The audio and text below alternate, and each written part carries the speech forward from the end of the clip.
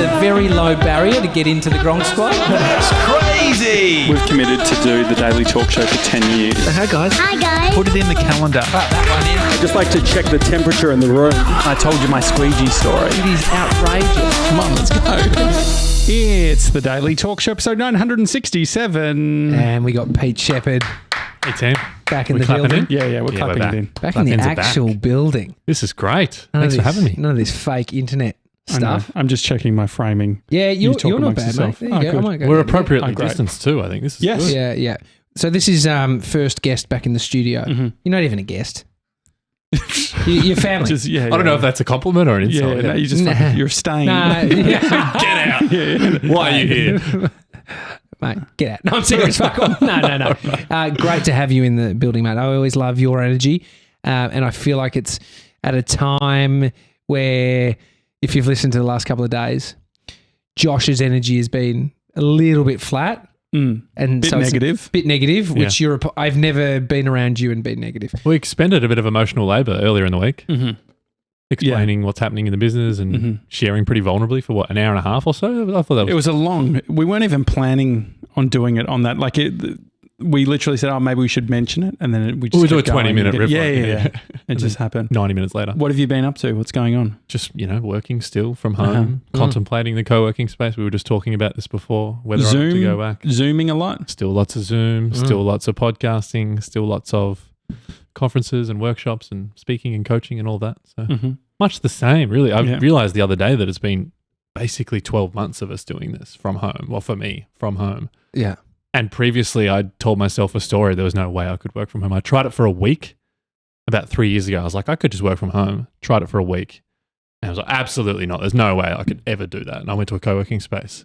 That was almost 4 years ago. And so it's wild to think that we've been doing it. I've been doing it for a year. My partner Tracy's been working for a giant company at home for a year. And I mean, everyone's doing this. So it's crazy. It can be done. Yeah, it can be. Yeah. I mean, it's all about the story, right? Because there's probably some big business that are telling the story of we can't. This is fucked. Yeah. And how much are you listening to your own stories, Peter Shepherd? Quite a lot, I think. But I'm always trying to. Oh, like probably. I mean, we all listen to. We all tell. If you're telling yourself a story, you're embodying it. But how much are you stopping and identifying?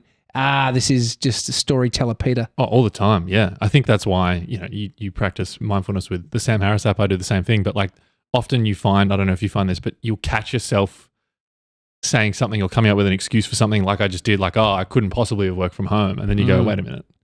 Is that true? Or is it just a story I'm telling myself?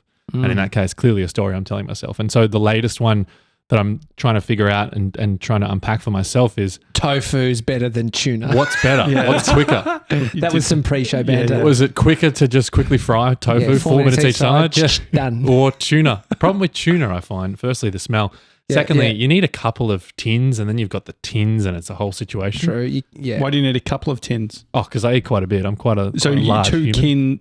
Two tins per session. To get enough protein, TJ, you would know. To get enough protein. Well, I know a lot about protein. Sorry. No, it's true. I don't know. So I would need 2 tins. Yeah, it was accurate. And so do you have to watch how much metals or whatever? You know how they say that it's got something in it? Yeah, I've heard that about tuna, but I've not. But paid usually too much people who attention. eat tuna aren't thinking like that. It's It's usually the guys that never eat tuna. And so what were you contemplating, or was that really what you were going to say? No, the contemplation was the co-working space. It's been the story I now can tell myself is, I can work from home full time. I think everyone has sort of proven that over the last 12 months. But it's just because you can, does that mean you should? And so now I'm looking at, what's the benefit of going into an office twice a week or 3 times a week or back to full time? And I think everyone's going through this questioning of what's working and what's not and what benefit is there to all in or half in or so I'm just trying to get some clarity in that for myself. Yeah. When do you think it's okay to call out someone else's story that you're obviously seeing as, it's not working for them? Like if I was to call out Josh or you to call out me, Josh. I mean, you're a coach, so it's like a coach is usually asking questions versus telling advice, but as if you don't want to. Yeah, I think you just don't want to say. Totally. I think that. Full of shit. Yeah. Is that a story you're telling yourself? Yeah. Which with the right client, I think you could just ask that. do you think that's a story you're telling yourself, or is that a story you're telling yourself? But I think with coaching in particular, it's can I get them to realize that without telling them that? Because it's more powerful, more memorable if they realize, oh, I'm telling myself a story, than versus if I tell them. I think that the example I always draw on, just for my own sanity and mental model, is I used to really like maths. Spend too much time with Americans. Math or maths. Or it's not maths, which Josh loves. Married at first sight. No, the subject at school. Yeah, mathematics. Good. Yeah. It's clearing out. Oh, maths is good though. I'm like Me tuna and maths. Yeah, my tuna. I'm really revealing all my quirks here, aren't I? Tuna and maths and tofu. What a catch! Yeah. And so I used to enjoy like a really solid algebra equation where you spend all this time trying to figure out next step. And sometimes you spend half a page trying to figure out the answer to this problem. And then you get the answer and you flick to the back of the textbook and you look at the answer and you go, oh, yes, I got it right. And it's like quite satisfying. Versus if someone next to you just said, oh, TJ, the answer is 12. We're like, oh, I mean, thanks, but I didn't learn anything. Nothing's memorable. I didn't practice the process of figuring that out. And I think coaching is the same. I think the conversation we're having at the moment is the same, where it's more empowering to the individual. It's more memorable. It's more helpful if they figure that out themselves, that, oh, I'm telling myself a story. Algebra. Yeah. Are you using it at all now? Only in this metaphor. Yeah. It's been super useful for this metaphor. No, because I would love to, like I did well with algebra. Like Did you? It was year so eight, good. year eight, that's the only time. Like I think Peaked. that's when Algebra skills peaked. Yeah, I think that was when they maybe introduced it. Yeah, I like think it was year probably eight was year sort of, seven, year eight, yeah. I got there was the one test I got 100% with maths. That's outrageous. Yeah. Well done. Thank you. Never forget. But I can't imagine. So the idea being, how would you explain algebra to someone? Oof. If a kid asks, "Hey, Pete, what's algebra?" I guess it's a mathematical way to solve a problem. Would be, and so you would have letters and stuff. Yeah, that represent solve things. for X was often what it was. Yeah, and so it would be like if X plus Y, and so then all you would have to do, right? Am I getting this right? You would just have to work out what X was worth. Exactly. So it was often there was an equation, but one of the numbers was represented by the letter X.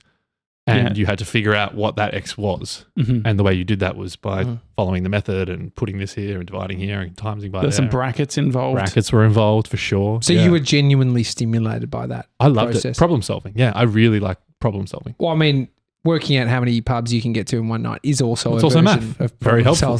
Very problem helpful. solving. Yeah. But it's interesting because I didn't even know what that was, what algebra was. I didn't do year 8, but it's you did year 8. No, I did year 8. I'm just being silly. Didn't really But do you don't anything remember. in year You 8. did, but you didn't do. You were year there. I did it. You were but I present. didn't do it. Yeah, you were present. Present. Love presents. No, but you understanding that you like that or connecting that to coaching.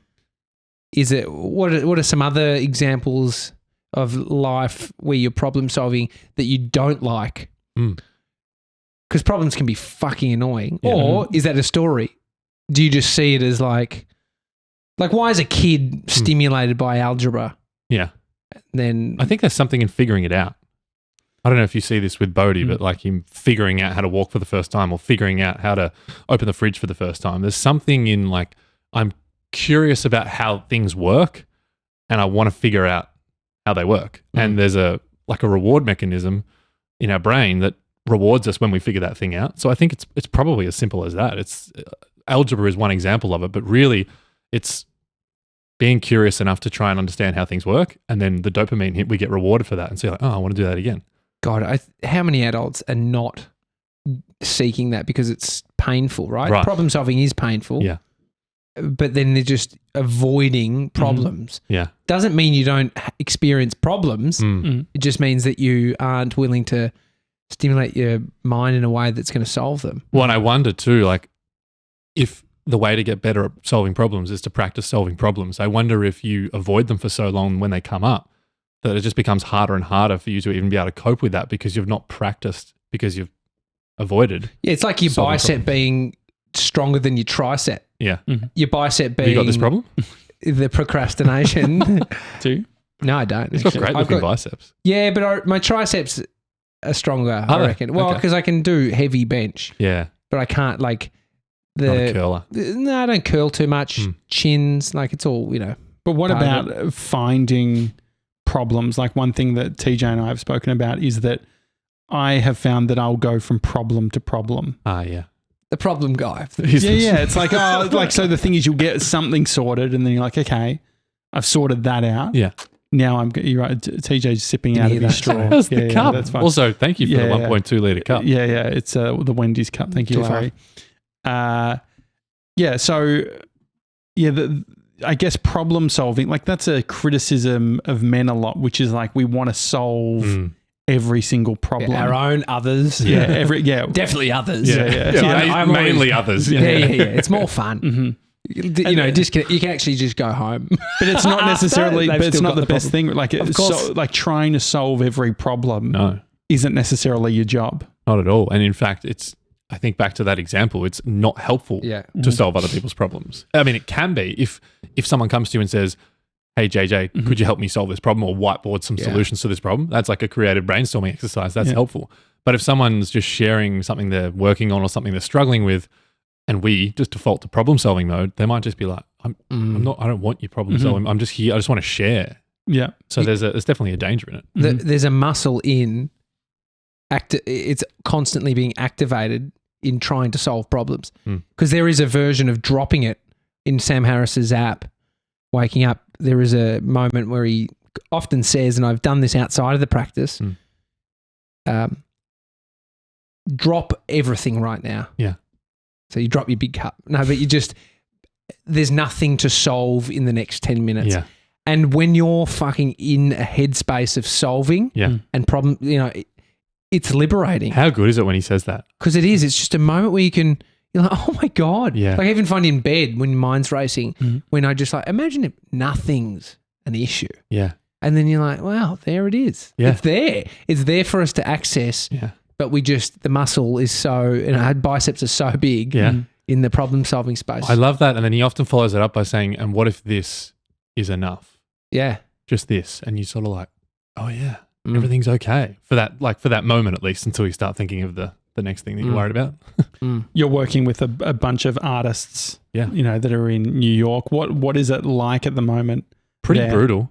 Yeah. I mean, still, even 12 months later. So theatre artists in particular, they don't have stages to perform on. So they've been innovating and figuring things out for the last 12 months. Many of them have quite geniusly figured out how to leverage their skills, i.e. creativity and empathy and storytelling, to transition into full-time work or into freelancing. So a lot of them are, making lemonade. But underneath all of that is this like anxiety and kind of existential tension that you can feel, which is like, when are we going to be able to do the thing that we actually want to do? So if they're an actor that's, gotten paid to do a musical or something, are they getting paid anything at the moment? Overnight, they got taken back to nothing except for their equivalent of JobKeeper, which what is that? Do you in comparison to ours was terrible. And then prior to the election, there was a period of time where it had ended and Trump decided not to reinstate it until after the election. And so there was a period of time where they were literally getting nothing for and then they lost their entire career. Have they moved back to family? Like, are they like, what does it look like? I can imagine a lot of people losing their like leases because it's like they can't afford it. Yeah, I think most of the friends that I have in New York in this industry have left New York, which is weird. And many of them are living back with their parents, which they'll gladly admit is like weird and uncomfortable and not where they want to be. And, they'd be kind of our age. And I just often think, wow, imagine if that happened to us. What happened to you? You just couldn't do the thing that you wanted to do. And so you went and lived with your parents, hopped on Zoom with a bunch of other artists and tried to figure it out together, which they're doing, and they're innovating. And it's incredible. Like the work that my good friend and co-host Jen Waldman is doing is amazing. And I also know it's not necessarily what they want to be doing. They don't want to be living in this world where their industry doesn't exist. So it's brutal. Yeah, it's brutal. I imagine that travel, hospitality, those kind of industries, like just been a brutal 12 months. Well, New York especially, it's thousands and thousands of dollars a month to live. Well, this is the thing. You start doing the maths and you're like, why am I bothering to pay? Algebra. Doing some algebra. This is where algebra comes in, TJ. Super handy. X. Where you solve for X, which is how much I need to live and isolate in a tiny shoebox. Why wouldn't you go home and save some money and live at your parents? Yeah. I mean, even travel, all of those sorts of things, completely out of the window. Well, that's the weird thing about America, though, Mhm. is a lot of people are still traveling around. Yeah. Well, not a lot. I don't know that for sure. Domestically. But Yeah. domestically, like Mhm. in order to get from New York, for Mhm. example, to your family home, many of them had to get on a plane. Yeah. And the prospect of getting on a plane for us here in Australia, we just physically haven't been able to do it. So Mhm. it's sort of this weird dichotomy or this weird other Yeah. world almost where things are worse for them, and domestically they kind of have more freedoms than we have had. So it's Well, we don't bizarre. even have. So you come from a small country town and you go to one of our big cities. It's doable. Maybe not for everybody, but you can go and earn an okay wage and get an okay rental. Whereas those places, okay rental is fucking expensive. outrageous. A shitty rental is expensive Yeah. and shit. Yeah. And then, so it's like the opportunity was all in the city. Where Yes. we don't have a place like. There's a lot of opportunities in the big cities. Yeah. That's why a lot of those people love going there, because it's the place where no one's there to just be stagnant. Yeah. Everyone goes there to progress their career or their project or the thing they're working on, which is awesome if that's what you're doing. But if you're just there and no one's doing that, you do come to that point where you're like, well, what's the point in this? Why are we paying for this? And so then on that ambition, there's obviously a lot of ambition. If you're going to go to New York City and give it a crack, you need to be really ambitious. Totally. What have you noticed about ambitious people during this time? Are there people who do a bunch of things, but what's the opposite? Is there anyone that's like, nah, I'm fucking done? Totally. I think I've observed some take that ambition and just put it somewhere else. Mm-hmm. So Jen turned her entire business into a virtual studio where she is now expanding her audience to be helping people, artists from right around the world, as opposed to just those in New York City. So her ambition just changed direction slightly. But then you get some that are like, well, I'm out. I'm tapping out. I'm just going to wait 12 months. Some of them have either just gone back home and are living with their parents and are maybe doing some freelancing on the side. Others have just gone, I'll just take a 12-month pause and go and live in a different state and work a full-time job. And they're just, working in an office and have like entirely tapped out of that industry for now. But I suspect if and when it comes back, they'll start to re-engage with it. I So suspect. who's the happiest out of those sort of lots? Have you noticed any sort of... What he's fishing for is if Josh taps out, is he going to be real happy living in a country town? Yeah. I don't think there's a clear answer either way. I think I've witnessed people that have flipped their ambition get so overwhelmed by the fact that they've had to flip their ambition. And like, why do I have to do this to just do the thing I want to do? And like get so overwhelmed and burnt out. And I've witnessed people who they found, corporate's kind of interesting for a few months. And now they're like, oh my God, like I'm a creative person. I do not want to be in corporate. And they're, borderline miserable. So it's, I don't think there's any real winner. Mm-hmm. When the going gets tough get going. My mum used to say that a couple of times. But I was like, Mum, The going gets tough, the tough get going. So just, that's just a story, Mum. Yeah, no. What is that? What's a convenient story? What it is if you've got something hard you're facing, that's when you ramp up. take but action. Yeah. I don't think it's necessarily true, because when the going gets tough, it can also be horrible and you don't like that. Doesn't roll off the tongue. Not every, does it? When the going gets tough, it can get very, very horrible. yeah. And you just want to quit. Yeah. But that's, and so what are the stories of the people who have switched it up? Like, what are you identifying? Because we do stories to make ourselves feel comfortable or get through tough stuff. What is the story that is getting people through, do you think? I think the short-term experiment story has been very common and very helpful. Is, okay, I'm going to try this on for 12 months or now maybe 18 months and frame that as an experiment for myself, learn a bit about the corporate world, maybe save some money because I'm getting a full-time salary and kind of just frame it as an experiment. That's been probably the most helpful and productive story I've seen. But even within that, you still have moments, of course, where you're like, well, I'm sick of this experiment. This experiment sucks. So what does future thinking look like? So I can imagine with coaching, people are talking about their ambitions, what they're going to do next, where they're wanting to head. How do you goal set for a world where we don't know what the future necessarily looks like? Well, it's a great question. Super tricky. I think the most important part of goal setting is to accept the given circumstances, accept our reality. And our reality at the moment is we don't know. So it's like this weird non-answer to your question, which is you have to set a goal or set goals with the acknowledgement that you can't necessarily be sure if they're even possible.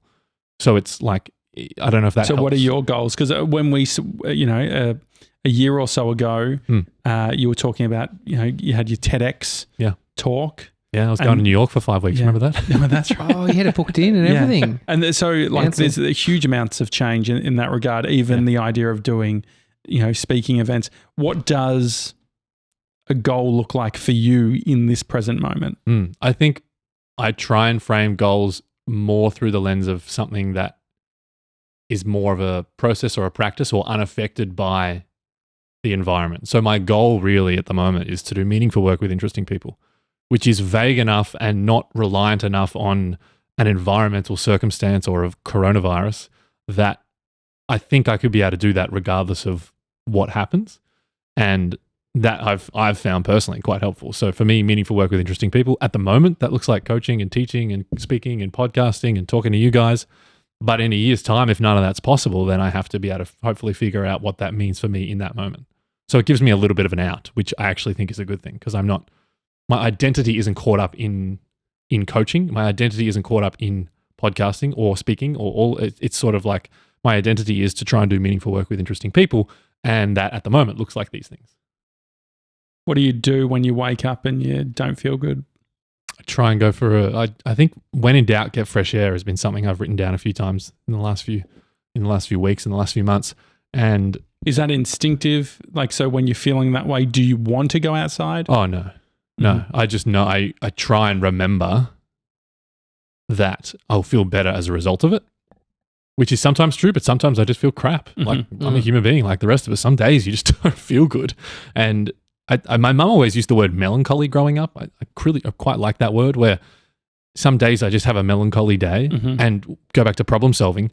Usually what I try and do is like, okay, I have to solve this problem. I feel myself being melancholy. I need to go for a walk. I need to go for a swim. I need to get fresh air.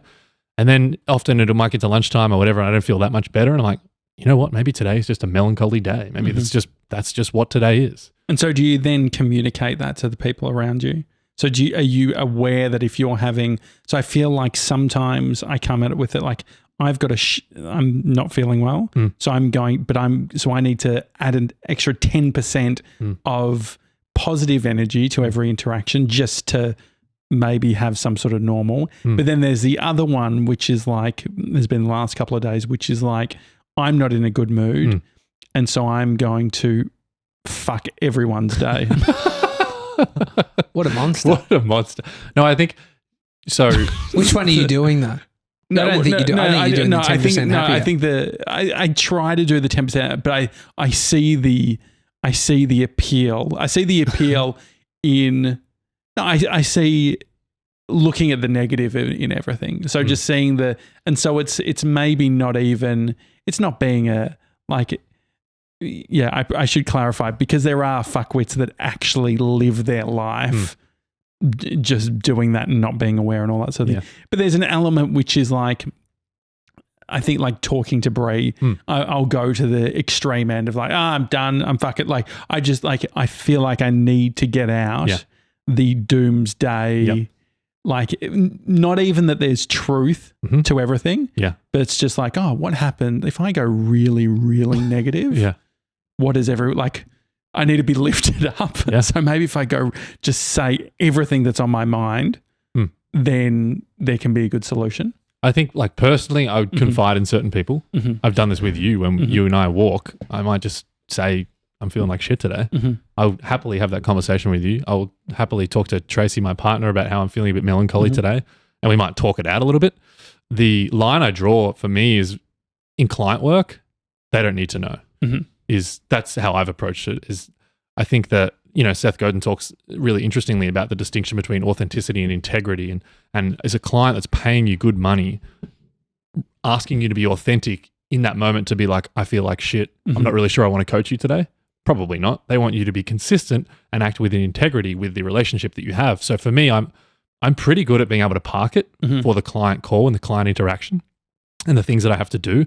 Or I might even try and move some of the meetings, recognizing I'm not in a great headspace. I'll try and push them back and then confide in the people that I'm close enough to where it doesn't necessarily impact the work or the relationship. So you are often my punching bag, Josh, is what I'm saying. No, I'm happy to be. It's an honor. But so on that, Seth, using that example, talks about the authentic pilot. You don't want a pilot to feel like, oh, I don't want to fly the plane today, and that they fucking. Well, he can feel like that, but he doesn't need to authentically share that. Exactly. Yeah. So, but then this is where I think it's a little bit different. Like with the podcast, and this is, I think, this is what the struggle. I know that when we're on a client shoot, right, you can get it I'm showing a certain, like you're acting as if you are the director. No, like that's one thing I've worked out is everyone has their own story around, their own insecurities about their, how they do things. But, we are all acting as these different things. In the context of the podcast, I don't think it is our job to not reveal that. So, for instance, our chat that we had on Monday, we wouldn't have had within the context of a client. Yeah. And so this is the fucked up thing too. We have clients that listen to the podcast. Super. Yeah. And so I'm very confused. Yeah. Yeah. Coach him through it, please. Can you give him a bit of coaching? I mean, it's a really unique. Are you cold, TJ? Your fucking posture's pissing me off. No, I quite like his it. biceps and his triceps. Look at him. Like I said that in another episode this week. Yeah. Posture isn't always a sign of you might just enjoy someone's yourself. thinking. I actually I'm really comfy right now. Yeah. Okay. Look at my arms crossed. It's nice. Yeah. Okay. You look pretty content. Yeah, mate. I've just got a good elbow lean. And I like listening to Pete's voice and your problems. Should we try and solve them? I'll bring you down. Coach him a bit on that. Well, no, I think that I love this. I love a big cup over here. Saying to someone, Tommy, coach someone on like that is like, saying to someone, can you be funny? Yeah. It's like, oh my gosh, what? Really? Mate, if you could, I would ask that. Exactly. Yeah. Let me see if it comes out naturally. Why can't you be funny? I'm trying. Because he's the algebra guy.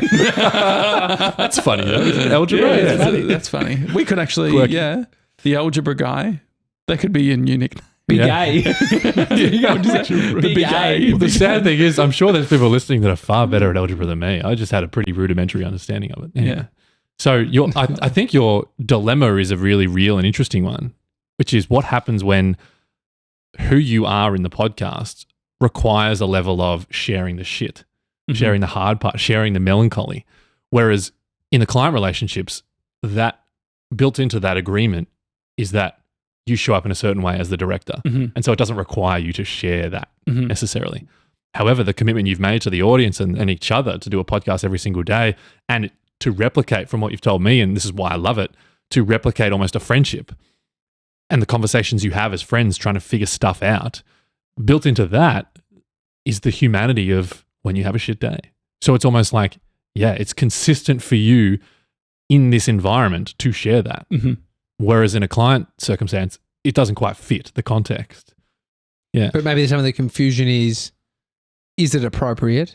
Or some of the questions around why you even said that is, Or like, I guess reality stars had this issue, which it seems like it's sort of changed now, where I feel like in the early 2000s, it was reality stars feeling like they're, showing everything. And then social media came around and said, oh, you think that's showing everything here? Like, we'll just give everyone the ability to live stream everything. Yeah. But now reality shows have become so ridiculous in their style. Scripted, they're like edited together in such a way that you're not like the feedback from the stars or, the talent within the reality show is, well, this isn't reality. So how am I going to be represented from a character perspective? Yeah. I think there's like an interesting thing of it's almost like the Josh the podcaster is probably different to Josh the director, who is, I still think, probably different to Josh who walks with Pete. I think there are probably things that we talk about that you wouldn't necessarily bring on the podcast, but that's not you being inauthentic. It's you just, it's almost like recognizing the context. What's consistent for me to share? Yeah. And I think the business, the podcast you did the other day was amazing. Did you wince though? Did you have moments of like, I wouldn't have said that? No, I actually had moments of, I respect and admire your ability to articulate that out loud knowing it's going to be heard by many others. Mm-hmm. I've no doubt those conversations are being had between you two. Nah. That Didn't think was about the that. first time. Yeah. Now that you say it like that, fuck. Yeah. I mean, I thought that Wait, people listen? Yeah. I thought the loan was 10, not 20. Yeah. And we have paid it back if you're wondering yeah. about paying back my parents. Yeah. Yeah, and All done. based on the Are you saying that to your parents? Like, when are we getting that cash? No, they got we it. transferred it. Yeah, on Monday we did it. but it takes a bit to admit that. I think there are plenty of listeners out there that have probably been through a version of that of, oh man, maybe I have to go back home and live with my parents, like the people we've been talking about, or maybe I have to take a loan off my parents that wouldn't tell anyone. Yeah, no, definitely wouldn't tell anyone. The bit for us, I think, is like people's stories around what it means to be reckless. And so for us, like you listen to Elon Musk, well, I was his mate telling the story. What's his name? Jason Calacanis. Jason Calacanis, best mates with Elon Musk, have been for many, many years before he was the famous Elon Musk. They used to go out together and Jason would get recognised. Who's this guy? He's the This Week in This is my Startups mate. guy. Yeah. He's a real He quirk. tells this Yeah, he's amazing super story about Tesla about to go under. Like, and he's like, man, Elon, I heard that it's like a couple of weeks of payroll you've got left. It's like, nah, it's like a couple of days. Yeah.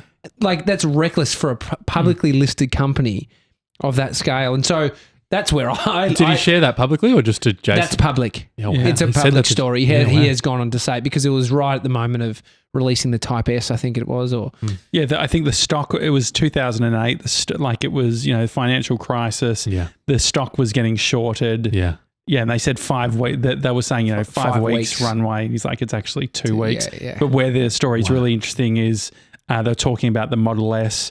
You saw clay versions of it. life Elon- size Yeah. clay version of the Type S. And on Elon's BlackBerry, and Jason Calacanis said, do you need some money? Like I can probably give you $2 million, but that's really like the max. And it was only going to extend the runway for an extra couple of days. Yeah. And he said, nah, it's all fine. Jason goes home, says to his wife, this is what's happening. And he had asked Elon, how much do you think the Model S will cost? He said, I think I can do it for $50,000. He's like, if you can do it for $50,000, you'll change the game. Yeah. Anyway, so Jason gets his checkbook, writes out a $50,000 check, does another one, sends it to Tesla. Yeah. Few weeks later, gets cashed the check. And when the Model S came out, he gets an email notification saying, you are order number 000001. Wow. Which is, that's cool. And he's got it in his Much garage cooler now. story than any of ours. But he's got it number it's one good. in his garage. But then Elon has massively turned it around. But I think that's the top. That's talking about one of the richest guys in the world. But then so that is ultimately reckless. Of a company that size getting so low. Well, I think the other thing too is we put entrepreneurs on pedestals. We do all of this sort of stuff, but then for some reason we have different standards around the friends and family. So if a friend or family member did something an entrepreneur, it would be, you would be pushed down and said, you're reckless. An entrepreneur doesn't. It's exciting and innovative and all of those things. Yeah, I've had this conversation with so many people in the last few weeks I've been asked, by some of these people that we've talked about that have lost their jobs and they're trying to freelance, and they've asked me, how do you think about it? How do you go about it? Things for you seem to have a really good balance of it. And I'm like, it's really hard. This is I'm not coasting at all. I've borrowed money before. This is not something that is super safe, super secure, super easy. Yes, I do some work with Seth Godin and his team. And yes, I have a bunch of clients in America, but there are months and weeks and days where I'm like, what am I doing? None of this works. None of this makes any sense. And that's what I get into with the breed. Like that's I need to, in those moments, be able to say, and she's seen it enough times that she's like, you don't mean that. I'm like, I fucking do this time. I feel like we've had these conversations. Yeah. It's just like, and you need to do it because for me, that's the coping mechanism. Yeah. So for me, how I operate is break everything down and then rebuild it in my head with my own. Yeah. So by breaking it down and rebuilding in my head, I need to make the decision right then and there. So for instance, think about if you feel like feeling shit on a day, right? The reason I feel shit is because I don't feel like I'm in control of the situation. Yeah. And the reason I don't feel like in control is not because other people are controlling me. It's because I've made decisions previous that I'm not happy about. Yeah.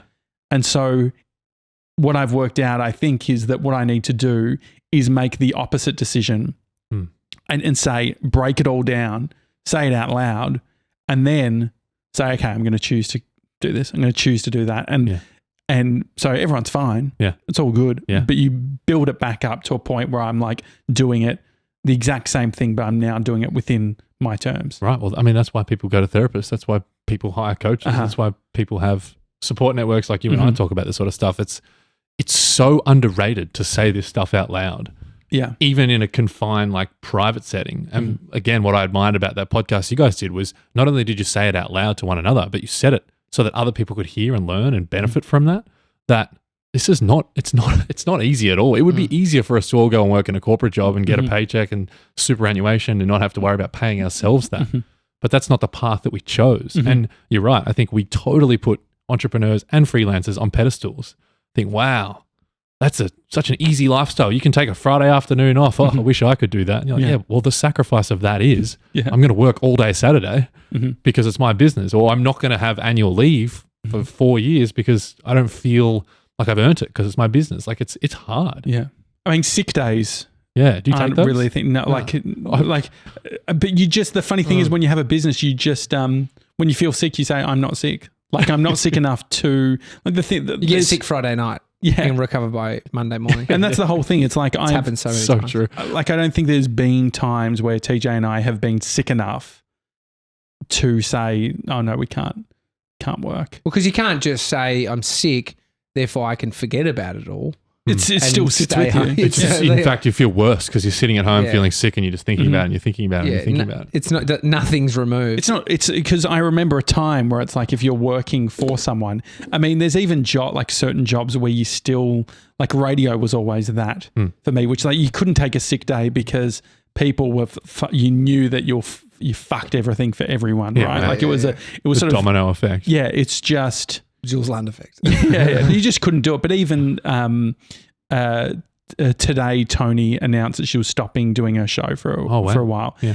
And that happened organically through a conversation that we had before recording it where she's like fucking burnt out and working in radio. It is that thing of like, it doesn't, like the expectation is that you're working on the weekends and you're doing stuff and you're doing these big, like, I think we have a bit of balance here around that. Like we're really good at like not, if we were doing something on the weekend, there's time in lieu. There's all those sorts of things. Whereas you work in radio, that doesn't exist. Yeah. You do, you do your weekend, like you work on the weekends. And it's one in my head, what I say is, if I'm not feeling well and I'd say, fuck, if I was working for someone, I'd take today off. Yeah. And then I just go, then I have to do the day. Yeah. But it makes me feel a bit better thinking that, definitely phone it in today. Yeah. It's like, absolutely not. But it's a choice. Yeah, we chose it. Exactly. Exactly. You feeling hydrated? I am. I think it feels like I've drank a litre, but looks like I've only drank about 100 ml. No, it's great. It's a really. Do you get through one of these per episode? Like it's a lot of water. That's a good idea. Yeah. No, well, I'm probably having 3 to 4 a day. So yeah, that's at least 3 to 4 liters a day, which is very good. I don't know. Do you have reflux at all? Oh, acid reflux? Yeah. Yeah. So I get indigestion. Is that the same thing? Yeah. Sometimes where I'll wake up in the middle of the night with heartburn. Do you reckon you've got a bigger esophagus than the average person? I don't know. I have no idea. How do I find that out? I don't know. I just feel like have you got a big torso? I'm pretty tall, yeah. Yeah, but is it in the torso or the legs? I think it might be in the legs. I have pretty long femurs, I've been told. Femurs, what are femurs they? Being legs, part of the legs. Yeah. Thigh bone. A leg bone, a thigh bone, yeah. Mate, you're very poetic between the melancholy and the fucking femurs. What do you mean? I mean, the melancholy thing's funny. Yeah, no, but the melancholy thing, if you said to me, I'm feeling a bit melancholy, I'll say, oh, yeah. Are you, baby boy? Are you a bit melancholy? Oh, yeah. What is melancholy? Sort of like flat, sad. Emo. It's sort of like... Yeah, no, I know. I know. When I think of it, I think like black and white. You know, like black and white, a bit dull, a bit grey, a bit sad, a bit flat, a bit low. No, I get the meaning, but I'm still just the word. It's a great funny, word. Yeah, I funny just, word, I think melancholy. I think it's very poetic. It feels sort of origins. Yeah, my mum is like very good with words. She's quite a quite a guru. when it English comes to teacher? the English language. That's Yeah, she was an English teacher. So I grew up with these words in my head that I really Your like. dad's a maths teacher? He's a maths teacher. Yeah. And so No shout out wonder mum and dad. You had a Maths and English. Yeah. chubby over algebra. Good. It's in the genes. Yeah, it was. It's in the gene. It is in the genes. And so, like, what are you excited about at the moment? Like, what do you actually wake up and get pumped about? In this moment, I'm excited about this crazy notion that Tracy and I are going to be away for 5 days from Saturday till Thursday. We're going camping at Malakuta, Where is nice. Malakuta? pending burnt anything down? changing in the next 4 days. Malakuta had some fires. Malakuta is Yeah. right on the east coast of Victoria. It's beautiful. Yeah, it's meant to be incredible. I've never been. Tracy used to go there every year for a family holiday. So we've booked a campsite for 5 nights. Nice. We're going Toilets. camping. I'm sure there's toilets, yeah. Mhm. And swim, camp. I'll take my laptop, but the plan is to not work. Yeah. And You that bring feels your like such a battery? novelty. Bringing like a battery for phone charging, or that has power? I think there's power. Well, Oh. Tracy's mum and stepdad have got a house, like an Airbnb they're renting nearby, Okay. which is great. So we're in a campsite, but we can walk and use power and shower and all that sort of stuff. Oh, great. That's Yeah, nice. that was a good rhyme. Power and shower. Power And and then shower. we can Sounds like a walk back. Triple M special. To The power and shower. The power and shower. It's your news in under 4 minutes. Power and shower. Jump in the shower. It's an hour of power. Yeah, something yeah, like yeah. that. We believe in 4-minute showers here at Triple M. No, I love One that. So yeah, I'm excited about that. I'm One going thing camping. the radio stations are doing now is they're putting the podcasts up as the shows are going. So I'm subscribed to Marty Sheargold on Triple M, Oh, that's and by 6:30 in the morning, they've already uploaded. Like they start the show at 6. They've already uploaded their first segment. That's like the top what? news Oh, so stories. they're recording 20 minutes behind. Are they? No. So they're just like, I guess, I don't know how they, I guess if it's a 5-minute bit, the very first talk break or whatever within the show, they're just cutting it up and bringing it in. I was just impressed. And I've noticed that a bunch of shows are doing that now. That's outrageous. Yeah. What's your consumption like? What are you listening to? Are you on the audiobook or podcast realm at the moment? Yeah, so you're right. I oscillate between the two depending on what mood I'm in. There's another good word for you, Yeah. oscillate. I do like oscillate. I am podcast listening at the moment Mhm. and doing a lot of reading. Tracy and I have replaced watching, well, we don't watch Netflix or TV. Instead, we'll read, which has been a Oh, really that's good awesome. How long have you really been good doing habit. that for? little while now. I've been living at her place since December, and we do it pretty much every night since then. Mhm. Yeah, that's been a great habit. That's huge. How much are you? I'm reading so much more than I used to. Yeah, it's Are you incredible. blown away by that, TJ? I think I'm up to 9 books for the year. Nah. So He's got no trying to kids. consume. yeah, well, He's got- I've got he's that got the luxury. choice. Yeah, I do. Yeah, You have the choice too, Josh. I know. You But just watch The City. yeah, and now fucking Bree loves maths. But Bree's Wait, was that maths or Maths. Is she Maths. doing maths? Maths. Algebra. Maths. Yeah, maths. How No, married at stupid first does sight. maths sound? Yeah, that's So dumb. reading. Um, There's and something really listening. stupid about turning things into a little nickname Yeah, like yeah, maths. maths. Yeah, it's dumb. Yeah, But acronyms. can I just say that Bree, she works her thing is like she works so hard during the day Yeah. that that's very loud, TJ. Sorry. That by the end of the day, she's like, let me just unwind. We don't need to watch a Great tutorial story. thing. Yeah. It is a Great story. Yeah. Which Which you I could also understand. say that's Well, why I eat but Macca's every everyone- night. But everyone works differently, don't they? Because Yeah. I feel like, I use the time, watch something. But even sleeping, I said to, when I was having my blow up, I said to Brie, I was like, I don't even, like, when I go to bed early, you get upset. And so it's like, I don't even control Can't my win. bedtime. I don't control anything anymore. And then she said, "Open up, Joshy." Fed him a little bit of food. yeah. Here comes the aeroplane, Johnny. No, I want the track. I want the track tonight. Oh, someone feeling melancholy. So lots of reading. yeah. lots of So reading. reading's good. And listening wise, podcasts, Mhm. I've been getting right around Armchair Expert. Oh, I think Dax. I'm late to the party. I only discovered it this year. Yeah. And so I've been binging all sorts of episodes of that podcast, which I think it's such a good podcast. And I've been dabbling here and there, listening to some Clubhouse rooms, Mm-hmm. which is, I find it's like either extreme. Either you're like, circle jerk. how awesome is this that you get to listen to like Mhm. the person who wrote that book or Yeah. started that business do a live Q&A, or you go into a room and go, this is so horrendous. Who I don't the want to be fuck here. are Exactly. these people? Yeah. So I've been dabbling a little bit in audio Clubhouse, but mainly Armchair Expert is awesome. Yeah, I'm right into it. And of course, the Daily Talk Show. Thank you. There's a podcast. Have you heard of Fresh Air? No. So it's a NPR. It's been around for years and years and years. Terry Grouse, I think is her name. Terry Grouse. I can't remember. But she has an episode with Sacha Baron Cohen. Oh, wow. Nice. On the latest episode. It's very good. That'd be epic. Yeah. Just hearing about have you seen the latest Borat film? No. So you know about the Giuliani scene? I heard about it. It's just the lawyer and they were in the hotel room. Yeah. Because Terry says to Sasha, it's like, I heard that your release forms are quite convoluted and all that sort of thing. That's how you do it. And I straight away thought it's like, from a legal perspective, I remember working at Invato, like a tech company. They spent so much time, the lawyers, about simplifying language because if you want any contract to hold up in court, it needs to be easily understood, easily interpreted. Yeah, so you can't just fucking hide shit and make it hard. He's like, yeah, no, like it's not convoluted at all. Also, with the Giuliani thing, so there's hidden cameras and stuff. He had to sign a release form that said that in the actual release form, it said that they would be using hidden cameras. Wow. And you just didn't read it. Just didn't read it. That's nuts. I mean, and also Sacha Baron Cohen talks about there's a scene where he goes to an anti-mask / pro-gun rally event. There's a combo. Yeah. Wow. Yeah. And he, it was hectic. But he was saying how they found out who he was. He was sort of, playing his Borat character and people started chasing him. Wow. Really? And a guy actually reached for his gun, and Sasha's bodyguard grabbed the guy's hand and said, hey, it's not worth it.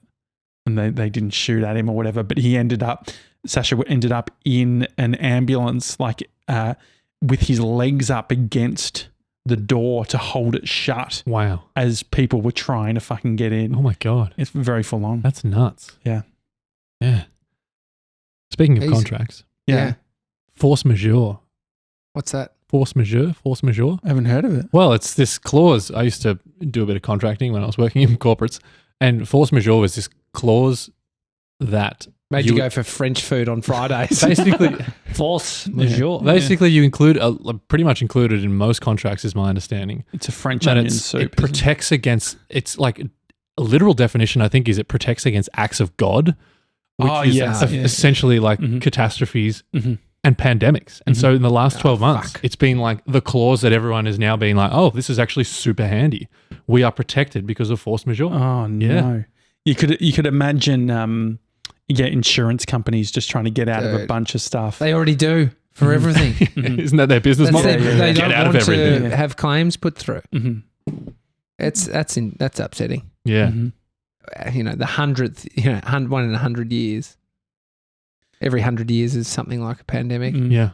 Is there what's been the biggest thing that's changed in your mind during all this pandemic? Like, what's the thing that I feel like this has revealed a bunch of blind spots for people. What was the? Do you think the they know point? though? Do you think they know? I think that it's so obvious. I think that. So there's obviously the gratitude piece on how good things were. Yeah, that's an obvious one. Is a blind spot living in New York can't actually afford it, and as soon as you can't make any money, you're done. No, blind spot. My interpretation would almost be not realizing how good it is, being on stage and performing for people, and then just being how much you rely on that stuff or rely on your castmates or those types of things. Yeah, I feel like it's almost like missed gratitude for what we had. Yeah, I think there's the realization of how good things were, and the realization of how good things are for us in Australia. I feel like we're just so lucky that we're in Australia in the last 12 months, and then just little things like. I lived a life that was probably more chaotic than it needed to be, and not in a crazy chaotic way, but I did this exercise with Jen where we went back and looked at our calendars from January last year. And it was one day I was in Collingwood and then in the city and then South Melbourne and then back to Elwood. And then the next day I had 12 hours of meetings. And then the next day, and I looked at that calendar. I was like, that is so anxiety inducing. Now, you're lucky if for a while you weren't allowed to leave the 5K radius. I mean, calendars are tricky subject with us. Oh, okay. Well, I just just 'cause to scratch a wound. So Sorry. what are we? Feb? 2021. So go back Yeah, to Jan yeah. 2020. So just looking- 25th, the let's look 25th at of Jan. Just It was a- looking. Wild exercise. So Jan. Oh my god, I've got all of Josh's. I've got your calendar in my fucking Oh, really? Bree FFG Guzmani Gomez. Walk Pete Shepherd. oh, here we go. There I It's am. not This is mine. mine. I've got your calendar. I'm going to turn it All off. right, here we go. January. So I've got Mason's in there too. I'm just going January? to turn off everything. hang on. Sure, this is good podcast. June, This- May. Probably should just do the big calendar view. Here you go. I can swipe back. All right. So Jan. What the fuck do I have all yours? Jan 2020. Is there lots in there? Does it make you kind of anxious and overwhelmed? Hiking with Luke. The Who's beach- Luke? The beach house filming. Shout out, Luke. Yeah. I think Luke. Oh, no, I know Luke. Went hiking with Luke. My muscle I was delivery. calendarising stuff. Selects for Country Road edit There you going go. on. Post-pro. Production office tour where we did the video of the studio tour. That was on January 8. Walk with Periscope. There's me. 7:30. Yeah, we did early mornings. Yeah, on the Thursday the 9th. That was a good walk, that one. I remember that. Yeah. Yeah. That day we had Simon Taylor on the show. Yeah, so Wow. I think like the realization I had was I was filling my calendar with so much stuff Mm-hmm. because I don't know, I thought I had to, or I was doing it unconsciously. I was telling myself a story I needed to. And I think the simplification that has happened over the last 12 months for everyone's life has been really hard. And the opportunity I've seen is, okay, so what does it look like to craft your calendar a bit more intentionally now? You don't have to go all of these different places. I mean, I was reading an article in the Philippines. Kids under 14 have not left their house for a year. What? Because of COVID. Yeah. Oh, They've basically, so that's they've, brutal. because there's a lot of intergenerational living. So a huge amount of kids live with grandparents. Who are in the high risk. Yeah, area, in the high, and so the high. But imagine that. Imagine gosh. being under 14, and the actual law. So no malls, no anything. You have to stay at your home That's brutal. for the entire time if you are under the age of 14. It's almost Crazy. dangerous. Like the The, schools send kids away at that age Mhm. to, like some private school and like recognize these kids are going to be fucking wild in year 9. They send them on 14. camps. Yeah. They're like 8 weeks. Mhm. It's like nothing like In the school. bush. It's Yeah. more just like life skill. Like, mate, I was naughty at 14. That's outrageous. Yeah. That's You brutal. just wonder about the COVID generation or whatever. Yeah, Like what's all this going to look like? What's the you see? Like I think that even the mental health thing, when you hear talking about the mental health thing, I think that I almost like didn't connect with it as much. Yeah. Like you almost like Back then? yeah, like as in the mental health ramifications. Like it's a little like for whatever reason I didn't Yeah. really connect with it, but you actually see now Yeah, it's brutal. every person I speak to are having, even if you're doing better, like this is the common thing that everyone's saying. It's like, there's two camps, people who did remarkably worse, and that's lower socioeconomic. Unfortunately, that's what's happening. It's like if you're poor, you become poorer. And if you are well off, you become richer. Yeah. But the thing is that even that aside, it feels like there's a huge amount of people who are struggling. And so, and this is just the beginning. Yeah. I don't think that it's us opening up. It's like you can have a great weekend. You can be all open up and get to do whatever you want on the weekend. Yeah. But you can fucking guarantee that the Monday is going to be a big shock to the system. Yeah. If you haven't fucking been social Yeah. for months, Yeah. and then you're having all these social interactions, Yeah. it fucks with you. Yeah, I actually was talking to my therapist about this, where I was sharing with her that I was surprised how tired and anxious I became when we got out of lockdown, because I was like, this is the thing we all wanted, wasn't it? Like, I don't understand. We've gone back to what we're used to. And, she sort of helped me unpack a little bit of like, it's not that you've gone back. It's all new again. So it's it's like that first couple of weeks where we went into lockdown when it was like anxieties were high, what is going on, uncertainty. You just went through that again to come out of lockdown. And then you go into a Snap 5-day lockdown and you kind of go through a mini version of it again. And then we come out of the Snap 5 and you go into it again. So it's like, I think the cost on our mental health, even those of us who are privileged enough to be doing okay, is still huge. Yeah. Yeah. Well, there's still there's rich people that have got serious fucking mental health problems. Yeah. There's happy people that experience severe mental health. Yeah. Doesn't discriminate. No, melancholy. It's real. It's fucking Melancholy. melancholy. Yeah. We would call the episode melancholy, but it's a bit melancholy. It's been a pretty upbeat episode too, hasn't it? It's been good, mate. It's been good to have you back in. Thank you for coming in. And how's the podcast going? Going well. We're up to, I think, 126, 127. It's great. We had our first interview ever with Seth, which was fun. That's great. Yeah, and other than that, we're just chipping away one a week still. Any plans to stop? No, none. Any plans to keep it going? No, we love it. Yeah, I mean we love doing it even if no one was listening, and I feel like that's a really important part of a process or a practice or a creative endeavor. We decided to do it once a week, regardless of what would happen. A bit like you guys, once a day, and so the decision has already been made. You just keep showing up and doing it each week, and we're still here. Yeah, 967 episodes later. What's the plan for 1,000? Haven't worked it out, mate. Don't put that pressure on us. Sorry. What do you think we should do? That's a good point. I'm not married to anything. So to be Ryan honest. Shelton's got to be involved in some way. Yeah, I'd like Ryan to be part of it. Okay. You should be a part of it. That'd be nice. You've got Ryan by the sound of it. No, but I think that we could do one idea that I had on the drive in. Yeah, go. Sorry. 1,000 minutes. How long is that? Divided by 60. 1 hour. Can you work it out? It's around, use some algebra. Is it 10 hours and 400 minutes? Like 1 hour 40 would be 60 minutes. So you just add a 0 to that? So if you do 400, then what's 400 minutes? Right. I don't think that's it's like 12 hours. Yeah, it's long. Probably long. But if we 1,000 divided by 60. 16.66. 16 hours. 6 the devil. So it's but it's nowhere near 24 hours. Nah, it's a bit. And so it could be a nicer. Yeah, I did think about like 24 what was. You could do 1,000 seconds. We had to take annual leave after the. Yeah. What about 1,000 seconds? Oh yeah, what is 1,000 seconds? So that would be 16. That'd be 1.6 hours, wouldn't it?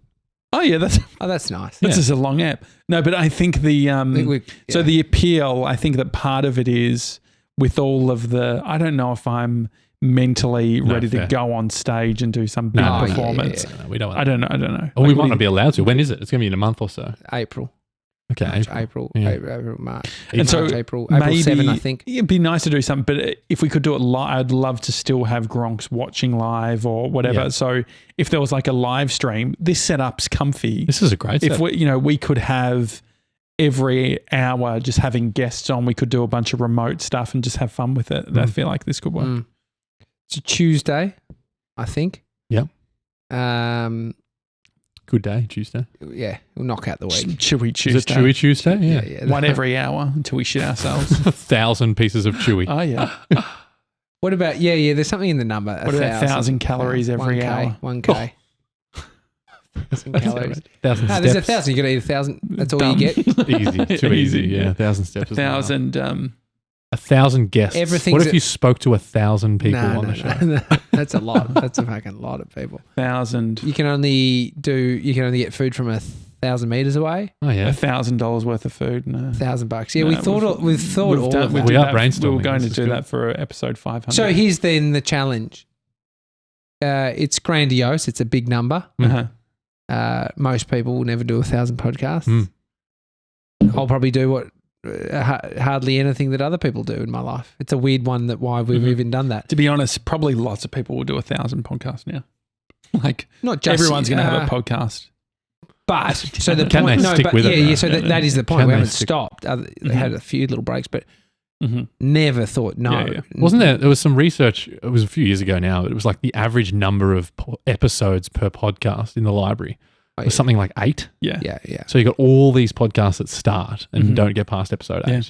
Josh Speaking got to 11. Oof. Yeah, it's Over the that average. 10 break, that 10 son. Yeah. But there's also like in the last little while, Monday's episode, even what the transition from a month or so of just us talking shit because we were going through some stuff and we didn't really want to go there. But it's also like you see how you just can't, like, not stopping is the thing that you need to do. Yeah. And so if it's, I don't know, but then you want to celebrate. It's like the bloke that doesn't want to fucking celebrate his birthday, but he kind of loves it. That's us. Yeah. Oh, not we me. love it. Nah, I think we could definitely Don't do make a something. big deal, but seriously, make a big deal about it. Yeah. I think we could do something fun in the studio, live streamed. Definitely, yeah. Peter Shepherd, thank you for coming on the show. Thanks for having me. Good to be here again, guys. Thanks, man. Hi@thedailytalkshow.com if you want to send us an email. Otherwise, we'll see you tomorrow. Have a good one. See you guys. See you, team.